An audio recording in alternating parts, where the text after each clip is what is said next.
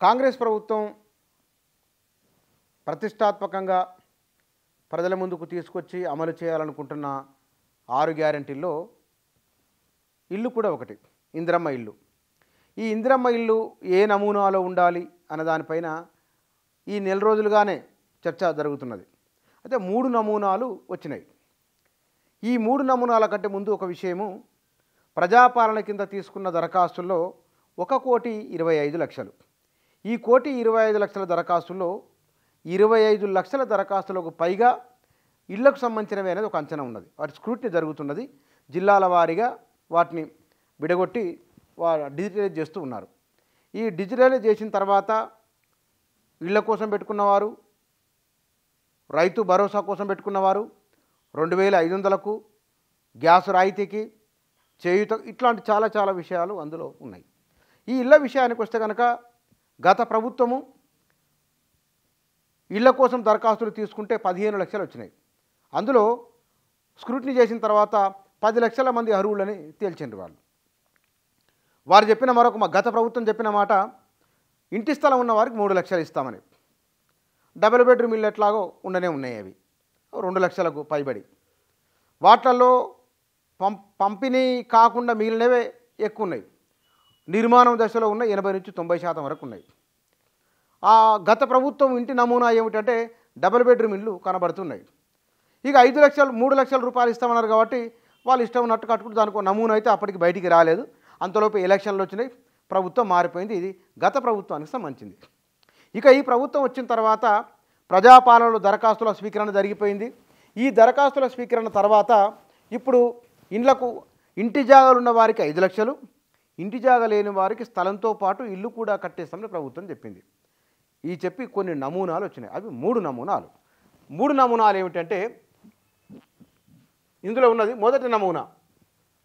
ఇది plinth area 506 చదరపు అడుగులు, కార్పెట్ ఏరియా 430 చదరపు అడుగులు, 2 బెడ్రూములు, హాలు, కిచెన్, ఈ టైప్, ఈ తరహాలో ఉంటుంది అనేది మీడియాలో వచ్చిన ఒక అంశం. ఇక రెండవ నమూనా ఇది. ఈ రెండవ నమూనాలో ఈ రెండో నమూనాలో ప్లింత్ ఏరియా 560 చదరపు అడుగులు, కార్పెట్ ఏరియా 419 చదరపు అడుగులు, 2 బెడ్రూములు, హాలు, కిచెన్.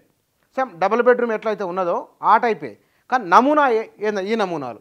ఇక మూడో నమూనా ప్లింత్ ఏరియా 390 చదరపు అడుగులు, కార్పెట్ ఏరియా 323 అడుగులు చదరపు అడుగులు, బెడ్రూమ్, హాల్, కిచెన్, ఈ టైప్ అన్నమాట. ఇవి ఈ 3 నమూనాలు. ఈ 3 నమూనాలు ప్రభుత్వం ముందున్నాయి. దీంట్లో ఏదో ఒక నమూనాను తీసుకొని దాన్ని ఫైనల్ చేయవచ్చు. అయితే అంటే ఈ బేస్మెంట్ నుంచి పునాది వరకు గోడలు కట్టిన తర్వాత ఏ నమూనాలో ఉండాలనేది, మనం ఒక్కొక్క రాష్ట్ర ప్రభుత్వం ఒక్కొక్క రకంగా ఇండ్ల నిర్మాణం ఉన్నది. మన దగ్గర గతంలో ఇందిరమ్మ ఇల్లు కట్టినప్పుడు ఎల్లాకారంలో ఉండేవి. ఇట్లా ఒక రూమ్ వచ్చి తర్వాత ఇక్కడ ఒక రూమ్, ఒక హాలు, అవతల పక్క ఒక రూమ్ లాగా ఉండేవి. ఇప్పుడు మారిపోయింది. కాబట్టి మినిమం ఒక హాలు, ఒక కిచెన్ ఉండాలి, బెడ్రూమ్ ఉండాలి. ఇవన్నీ సదుపాయాలకు సంబంధించిన ఉండాలి. పైకి ఎక్కడానికి మెట్లు కూడా, ఆమె డబుల్ బెడ్రూమ్కు మెట్లు నమూనా ఎట్లా ఉండాలి, సింగిల్ బెడ్రూమ్ అయితే మెట్ల నమూనా ఎట్లా ఉండాలి. మరి ఇవి డబ్బులు సొంతంగా జాగా ఉన్నవారు గవర్నమెంట్ 5 లక్షల రూపాయలు ఇస్తే వాళ్ళు ఇష్టానుసారం కట్టుకోవచ్చా, లేకపోతే ప్రభుత్వం చెప్పిన నమూనానే ఫాలో కావాలన్నా, మళ్ళీ దానికి ఏమైనా రంగులేసే వ్యవహారం కూడా ఉంటుంది, రంగుల ఇంటికి ఏమైనా రంగులు వేసుకోవాలన్నా. మరి ఇట్లాంటి విషయంలో ప్రభుత్వ మార్గదర్శకాలు ఏమిటో బయటికి రాలేదు.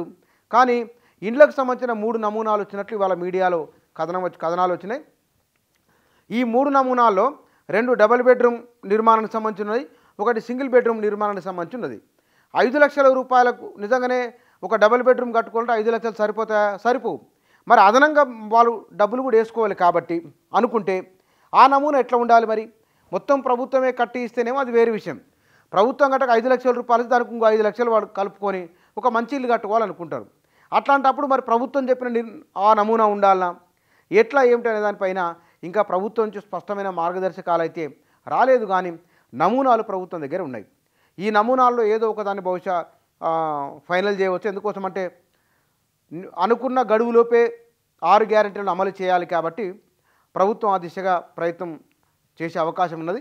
ఇవి డబుల్ బెడ్రూమ్ ఇండ్లకు సంబంధించిన ఈ 3 నమూనాలు.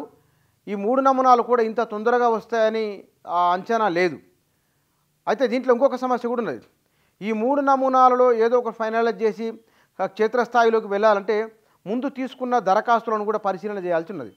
ఆ దరఖాస్తులను చేసిన తర్వాత స్క్రూటినీ అయిపోయిన తర్వాత అది కావడానికి ఎంత వ్యవధి ఉంటుంది ఏమిటి, ముందుగా ఈ నమూనానిచ్చి ప్రారంభించాలి కాబట్టి ఒక 5 మందికో 10 మందికో 100 మందికో జాగున్న వారికి, కొంతమందికి జాగలేని వారికి ఆడ పునాది తీసి 2 బేస్మెంట్ రాలేసినా కూడా పథకం అమలైనట్లే. కొంతమందికి సగం అమౌంట్ ఇచ్చినా సరే ఒకసారి 5 లక్షలు ఇస్తారా, లేకపోతే బేస్మెంట్ లెవెల్ ఆ తర్వాత రూప్ లెవెల్ వచ్చే వరకు ఇస్తారా, ఇల్లు మొత్తం నిర్మాణం అయినాకనైనా ఏ దశల వారిగా వారికి డబ్బులు ఇస్తారనే విషయంలో కూడా ఇంకా రావాలి. ఇవి 3 నమూనాలు ప్రభుత్వం దగ్గర ఉన్నాయి. ఈ మూడిట్లలో ఏదో ఒక నమూనాను ప్రభుత్వం ఫైనల్ చేసే అవకాశం ఉన్నది.